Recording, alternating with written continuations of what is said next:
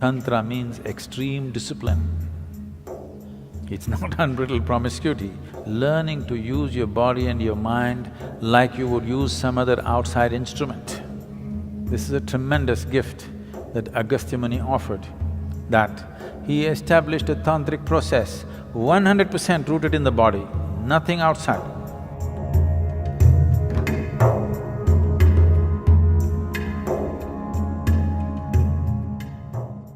When you say Tantra, one has often heard the term tantric, and and there's various kinds of things floating around about it. Can you just shed some light on what essentially, is there something like a dark arts or what? Most of the existence is dark art. Light is only a small happening in this existence, isn't it? Isn't most of the existence dark? Yes. Light is a very small happening, a very limited happening. If light has to come, something has to burn. To have these lights going, something in this planet is burning right now. You must understand this, ecologically aware people. To have all these dots of light, something is burning somewhere. We say the bulb is burning, that is also burning, but something else is burning to keep this burning, isn't it? This is the way of the light. Whether it's the light bulb or the sun, something is burning. Whatever is burning is bound to get over someday. Yes? So that's why we say, if you're burning irresponsibly, we say, you're burning the candle from both the ends. Because we understand, if light has to come, something has to burn. So if you are burning to cause light, you better control the light and keep it at the minimum, otherwise things will burn up very soon. So light is a very limited happening. The whole cosmos is a dark art, no? So, there is a lot of dark art that one can practice, not necessarily life negative. Dark arts are not necessarily life negative. When we say occult, because you have heard of some lousy occultist who is trying to destroy somebody's lives, cause disease, cause death, because of that you think that occult is always a negative thing because socially you are exposed to only that kind of people. But occult is also of the highest order. Shiva is an occultist. Every guru is an occultist, okay? Right now I initiate you into Shambhavi, it's an occult. Otherwise, how would it work? Occult means a certain capability. It's a certain technology. Right now I can pull out my cell phone and speak to somebody in another part of the world. This is a technology. Suppose without the cell phone, right now if I speak to somebody in United States just like this is occult. So technology is not very different from occult. You're using different kinds of material, but it's actually the same thing. When modern technology was not there, occult was extremely relevant. But today, occult's relevance is receding as modern technology progresses. See, now you came from Mumbai, Bombay, Mumbai. I'm getting it right in your head so that you don't get into trouble. Suppose 1,000 years ago, you heard of Sadhguru in Coimbatore, but your heart is longing, you want to go. But Mumbai to Coimbatore walking and coming, not a simple journey. If you venture, you don't know whether you'll again go back to Mumbai or not. You don't know what to expect on the way, you may never make it. So, you sit in Mumbai and, oh Sadhguru, please reach out to me, I cannot come, please. Now if I felt like doing something to Atul, who's in Mumbai and incapable of coming to Coimbatore, then maybe I want to initiate him into Shambhavi in Mumbai. But Atul's mind runs all over the place. He sits down and he feels something, then he thinks, oh, maybe I'm just imagining nonsense. His wife tells him, you going crazy, man? Somebody that you've not seen is doing something to you, shut up and go back to work. He's beginning to feel something, but his logic, his reason, the family tells him, don't be stupid. And then what Sadhguru will do is pick up a South Indian jasmine flower which cannot grow in Mumbai, and Atul is sitting like this, it fell into his hand. Now Atul, now he will sit ready for Shambhavi, to be initiated, because one jasmine flower was delivered. But today, I would rather call you and say, come, or send somebody with a brochure and say, come and get it here. Or if I want to send you a jasmine flower, I'll use DHL.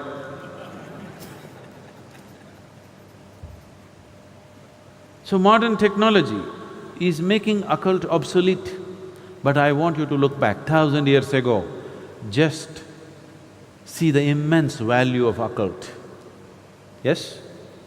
1,000 years ago, just imagine you were in Mumbai and I'm still in Coimbatore, you wanted something from me. Imagine the value of occult, isn't it?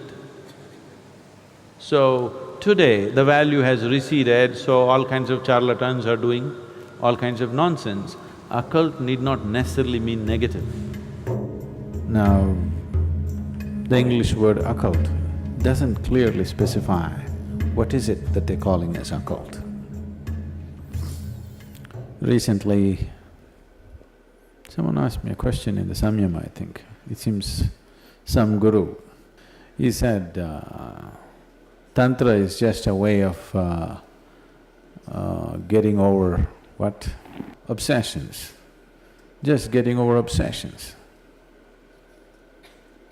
This is nonsense.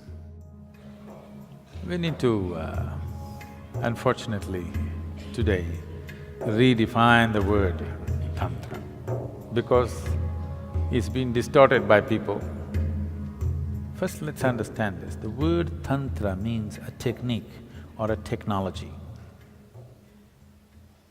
But because the Tantra that you're hearing of is a rebound from the American coast, you think Tantra means unbridled promiscuity. No, Tantra means extreme discipline. It's not unbridled promiscuity, it's extreme discipline. Learning to use your body and your mind like you would use some other outside instrument. Like how you would use your computer or a screwdriver.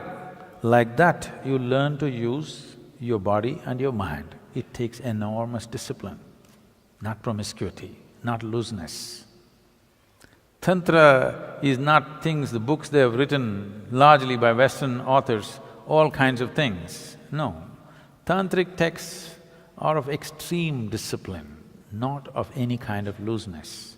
Because they're talking about the body, and right now the modern societies, if you say body, they're fixated about reproductive organs in the body and nothing else about the body. So if you say body, they're only thinking of a few body parts, they forgot the brain. Because they're only thinking a few body parts, they're thinking about sexuality and nothing beyond that. It is about learning to use the body like a phenomenal mechanism, and it is. If you do not know how to use it, what will you do here? If you do not know how to use your physical self and the energy behind it, what will you do? You will have no impact on anything. So this is Tantra. Tantra means technology, Tantra means a certain capability. There is no guru without a Tantra. If he has no technology, he is not a guru. He can only be a gentle saint who will bless everybody, bless everybody, bless everybody. A blessing has no discretion. Now, if you were a thief, if you met a saint, you would seek his blessing. and he will bless you so that you could do your job well today. Because his blessing has no discretion. He cannot be, because that's not in his control. Even the bandit tribes, the Pindaris and people like that, they had their own gods and goddesses, they had their own saints. Their gods always guided them which home to hit today. Very successful they were. They pursued their profession for centuries. Banditry is their profession. So unless you are just that gentle lily kind of saint who just blesses and blesses and blesses, I'm not trying to belittle that. They're beautiful in their own way, but they are not of any… they are not for people who are lusting for enlightenment. They're not for those people. They're only for people who are just seeking small improvements in their life. If you walk into a Home Depot, you can make some improvements to your life, isn't it? Yes or no? You can actually. I see every day on the television, people come and say, "Oh, I just bought this bed, my whole life has changed, it's amazing." I didn't know I didn't know some a bed or a pillow could do that, I didn't know that.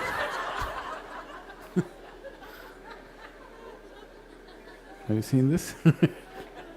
My whole life has changed completely. So, if you walk into the Home Depot and walk out with something that you didn't have, you could change your life a little bit. Life-changing, the word life-changing, how much of it changes subject to so many things. What has changed is subject to many things, isn't it? Suppose you're cold right now, you didn't have a jacket like me, and you got one. It's life-changing right now, isn't it? Isn't it so? So is that what we're talking about? If that is so, it is fine, blessing and blessing and blessing. But if you're talking about spiritual growth, reaching to your ultimate nature, what is a guru without a capability? You can't call him a guru. So capability means a certain ability to do things which people cannot do for themselves. So if there is… I want this to be clear in your head, if there is no Tantra, when I say Tantra, if there's no technology, Tantra is just a Sanskrit word for technology, not the way you've been psyched to believe. So if there is no Tantra, there is no Guru, really.